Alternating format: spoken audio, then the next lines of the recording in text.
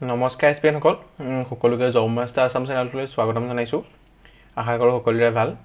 মুখ্যমন্ত্ৰী জীৱন প্ৰেৰণা আঁচনিৰ অধীনত অসমৰ যুৱক যুৱতীসকলে নতুনকৈ স্নাতকোত্তৰ লাভ কৰা সকলে প্ৰতি মাহে 2500 টকাকৈ লাভ কৰিব। এই আঁচনিৰ বিষয়ে আহকচোন অলপ বিতংভাৱে আলোচনা কৰোঁ। ভিডিঅ'টো আমি আপোনালোকে অলপো স্কিপ নকৰাকৈ শেষলৈকে চাব, তেতিয়াহে ভালদৰে বুজিব পাৰিব এই আঁচনিখনৰ কোনসকল ব্যক্তি এলিজিবল হ'ব, কোৱালিফিকেশ্যন কিমান লাগিব আৰু কোন ইয়াৰত আপোনালোকে পাছ কৰা হ'ব লাগিব। অসম চৰকাৰে জীৱন প্ৰেৰণা আঁচনি 2025 আৰম্ভ কৰিছে।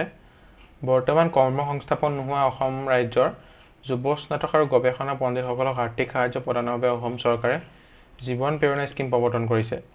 এই আঁচনিৰ অধীনত অসম ৰাজ্য চৰকাৰে স্থায়ী চাকৰি নোপোৱালৈকে আৰ্থিকভাৱে স্বাধীন হ'ব পৰাকৈ মাহেকীয়া আৰ্থিক সাহায্য প্ৰদান কৰাৰ লক্ষ্য লৈছে। যোগ্যতা মাপকাঠি ক্লিয়াৰ কৰা সকলো যুৱ স্নাতক আৰু গৱেষণা পণ্ডিতক চৰকাৰী ৱেবছাইটলৈ অনুৰোধ জনোৱা হৈছে আৰু আঁচনিৰ সুবিধা লাভ কৰিবলৈ অনলাইন যোগে আবেদন পত্ৰ পূৰণ কৰিবলৈ অনুৰোধ জনোৱা হৈছে। এই আঁচনিখনৰ বাজেট 2025 চনৰ 10 মাৰ্চত তেওঁলোকে বাজেট প্ৰকাশ কৰিছে।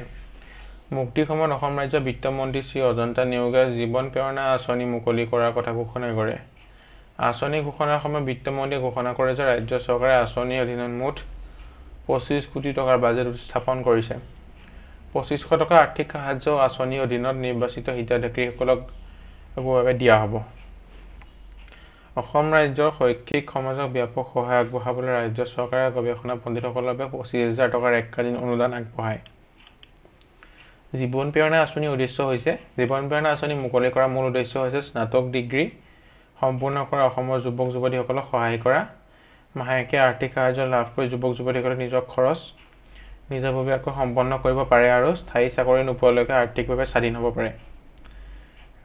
বিভিন্ন সক্ষম নাগৰিকক সন্মান জনোৱাৰ উদ্দেশ্যে অসম ৰাজ্য চৰকাৰে এই আঁচনিৰ অধীনত এককালীন অনুদান 50,000লৈ বৃদ্ধি কৰিছে।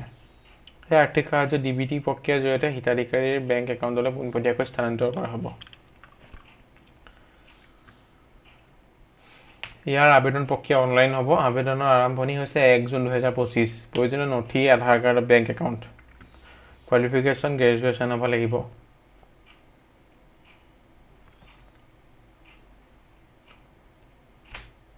যথেষ্ট এটা ভাল আঁচনি। অসমৰ ছাত্ৰ ছাত্ৰীসকলে ইয়াত আবেদন কৰিব পাৰে।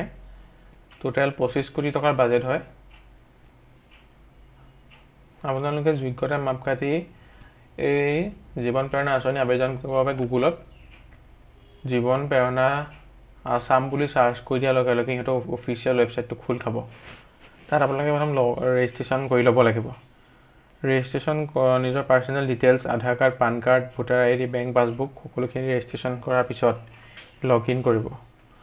লগইনত আপোনালোকৰ এডুকেশ্যনেল চাৰ্টিফিকেটবোৰ PDF বনাই ছাবমিট কৰি নিজৰ পাছপোৰ্ট চাইজ ফটোগ্ৰাফ আৰু ছিগনেচাৰ আপলোড কৰিব। লগতে বেংক পাছবুক ভেৰিফাই কৰিব। ভেৰিফিকেশ্যন কমপ্লিট হোৱাৰ পিছতে আপোনালোকক যেতিয়া সময়ত চৰকাৰে এই ধনৰাশি মুকলি কৰিব, আপোনালোকৰ একাউণ্টত নিজে অট'মেটিকেলি সোমাই যাব পইচাটো। এইখিনি আছিলে মুখ্যমন্ত্ৰী জীৱন প্ৰেৰণা আঁচনি এটা চমু ডিটেইল ডিছকাশ্যন। আশা কৰোঁ ভিডিঅ'টো আপোনালোকে চাই ভাল পালে। যদি ভিডিঅ'টো অলপ হ'লেও লাভজনক হ'ল বুলি ভাবিছে তেন্তে লাইক কৰিব আৰু লগৰ বন্ধু বান্ধৱীৰ সৈতে শ্বেয়াৰ কৰিবলৈ নাপাহৰিব। ধন্যবাদ।